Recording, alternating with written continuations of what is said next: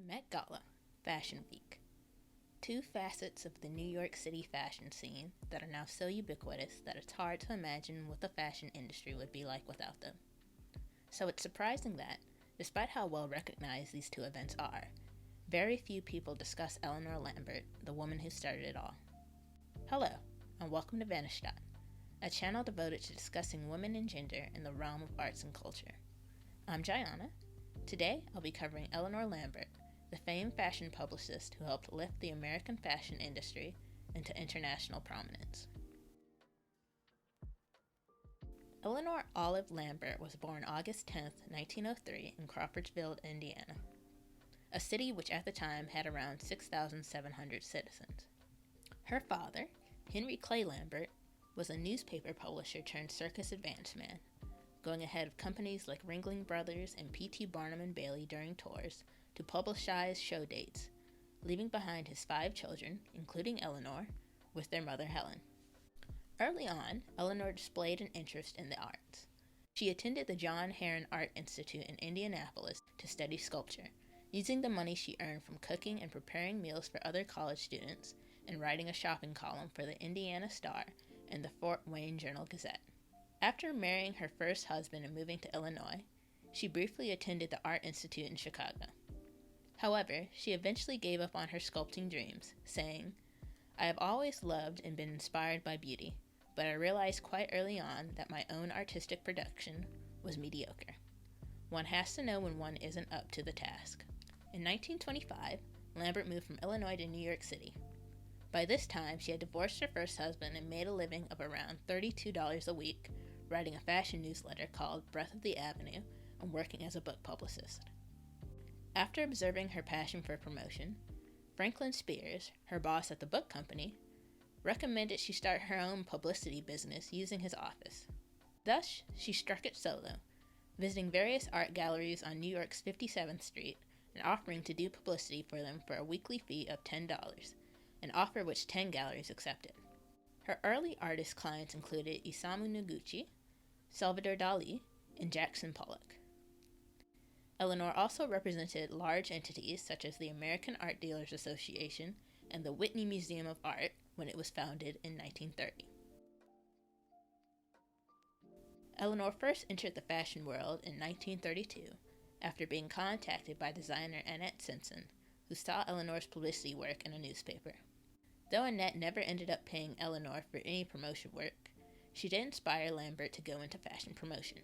At the time Eleanor had arrived in New York, American designers were not as recognized as those in Paris, which was the fashion capital of the world and had been since the days of King Louis XIV, who used the French fashion industry as a soft power to culturally dominate the Western world. Department stores and manufacturers encouraged American designers to copy Parisian designers, and most wealthy women got their clothing directly from Paris. Plus, New York fashion magazines like Harper's Bazaar, Vogue, and Women's Wear Daily exclusively covered French designers. When Eleanor became interested in the fashion world, she decided she wanted to change this. According to Vanity Fair's Amy Fine Collins, Lambert figured, if American art was recognized as a legitimate school, why not American fashion? And why, for that matter, did Americans design anonymously with only a manufacturer's name on the label when their French counterparts were world famous? Diana Vreeland, who at the time was an editor for Harper's Bazaar, basically called Eleanor crazy when Eleanor shared this idea, but Eleanor did not let this stop her. She began to shift to fashion publicity and put her all into promoting American designers. This included supporting the Museum of Costume Art when it was founded in 1937. Later, when the museum was absorbed into the Metropolitan Museum of Art and became the Costume Institute, Eleanor Lambert devised a fundraising dinner referred to as the Costume Institute Benefit. By 1939, her clients included department stores, beauty brands, perfumes, and American and European fashion designers, as well as hotels, art galleries, nightclubs, and restaurants. Major opportunities to support the fashion industry came in the 1940s, after Eleanor became the New York Dress Institute's press director. World War II began in Europe in 1939, and in June 1940, Paris fell under Nazi occupation. Like the rest of the French art scene, the Paris fashion industry took a hit as its aesthetics were deemed by the Nazis to be corruptive and degenerate. Its fashion publications shuttered, and its creative resources were used to serve the Nazi elite as opposed to the rest of the world. With Paris now isolated, there was a void in fashion, which multiple New York department stores and manufacturers sought to fill with American products. That same year, the New York Dress Institute formed during the war to promote New York fashion and fill this void. To advertise clothing, they initially approached the J. Walter Thompson Agency, who created ads based heavily on pro-American propaganda. The advertisements chided American women for only having one dress in Paris's absence, while another utilized imagery of Martha Washington tending to dying soldiers. Though these ads helped the dresses sell, the department store owners considered them tacky and sought Eleanor's expertise. The first thing Eleanor did when she became the Dress Institute's press director was demand they promote their designers. This was accomplished by forming the Dress Institute's Couture Group, a group of the manufacturer's best designers, which included Nettie Rosenstein, Joe Copeland, Maurice Rentner, and Hattie Carnegie. To further promote the Couture Group and American designers, Lambert in 1943 created the New York Press Week, where journalists could convene in one building on 7th Avenue to cover collection showings. Prior to Eleanor's Press Week, only local New York journalists could cover collection showings. To change this, Eleanor offered to pay for the travel expenses of non-New York journalists so that they could spread the word in other areas of the United States. Only a third of the journalists Eleanor invited showed up to the first Press Week in January 1943, but the novelty and convenience of Press Week helped it become more popular and respected as years went by. One other idea that Eleanor implemented for the Dress Institute was the International Best Dressed list, which began shortly after she became press director in 1940. The idea wasn't wholly original. Eleanor had borrowed it from the Paris Best Dressed list, which had ceased operations under Nazi occupation as well. "I was desperate, reaching for anything that might help," Eleanor said later of her decision to appropriate the list. To start, she sent out 50 ballots to international fashion experts like John Fredericks, Joe Copeland, Lily Deshay, and the Vogue and Harper's Bazaar editors.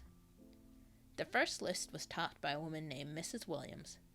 Others listed included socialites Dorothy H. Hirshon, then Dorothy Paley, and Millicent Rogers. The second list in 1941 included fashion icons and celebrities like Diana Vreeland, Barbara Cushing, and Rosalind Russell, as well as political figures like Madame Chang and Wallis Simpson, Duchess of Windsor. People included on the list were informed by a telegram that stated, "I have the honor to inform you that you have been designated to the newly created Fashion Hall of Fame of the International Best Dress Poll, conducted annually by the Couture Group of the New York Dress Institute, in permanent recognition of your distinguished taste in dress without ostentation or extravagance. Announcement will be made January 5th, meanwhile confidential." The list was rather influential. People begged to be on the list, with one person even trying to bribe Eleanor with $50,000.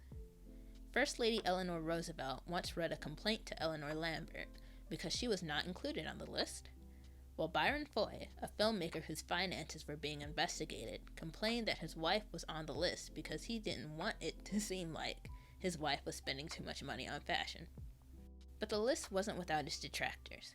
One of the most vocal was John Fairchild, editor-in-chief of Woman's Wear Daily, who called the list a gimmick and a bunch of rot.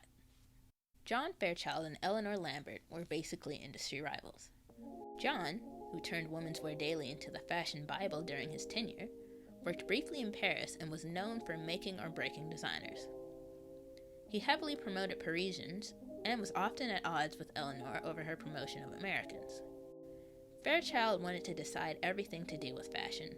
Former Tiffany & Company director John Loring said to Vanity Fair in 2004, "If it weren't for Eleanor, his power would have been absolute." In the 50s, Eleanor represented designers, manufacturers, and industry groups like the International Silk Association, basically most of the fashion industry. Her day-to-day tasks included sending pictures to newspapers, arranging TV interviews, and admitting journalists to Press Week.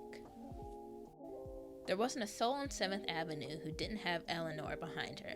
Joe Eula, who helped Eleanor produce the March of Dimes, said to Vanity Fair, If you couldn't afford her and you wanted her, she'd work for free. Eleanor took a brief break in 1949 when her second husband, Seymour Bergson, died of a heart attack. She went through a deep depression, which she used her work to pull herself out of.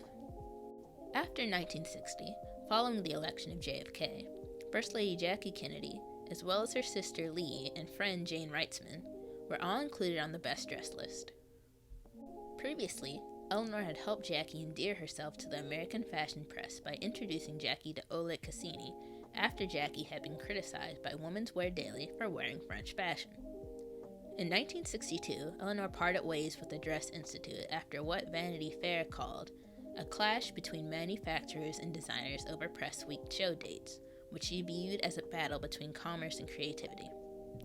From there, she went on to found the Council of Fashion Designers of America, the goal of which was to further the position of fashion design as a recognized branch of American arts and culture, and to advance the trade's artistic and professional needs.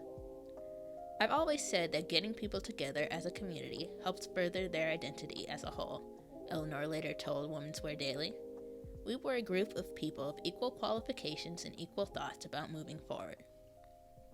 While the implementation of Press Week, the Best Dressed List, and the CFDA all helped boost the American fashion industry's reputation domestically, perhaps Eleanor's best and most well-known effort was the 1973 Battle of Versailles, which helped boost the credibility of American fashion designers internationally.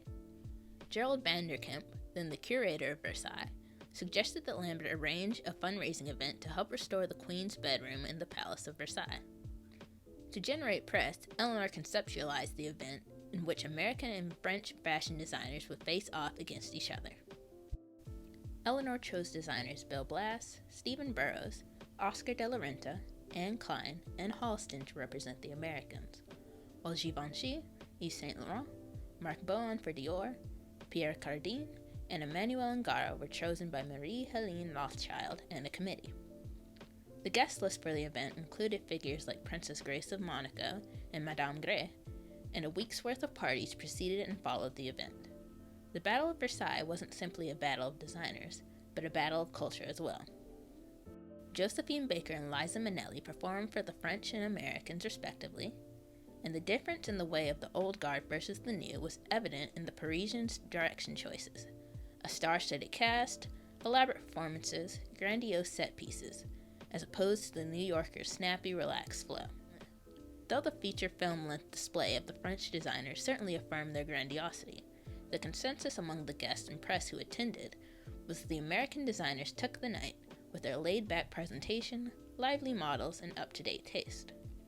The entire French half of the evening was built around glories of the past, journalist Eugenia Shepard wrote for the Los Angeles Times in December 1972. The Paris designers who opened the evening's entertainment did everything in their power to confirm the rumor that made-to-order fashion is going out of date. The stage settings were about as contemporary as a bustle and equally as cumbersome.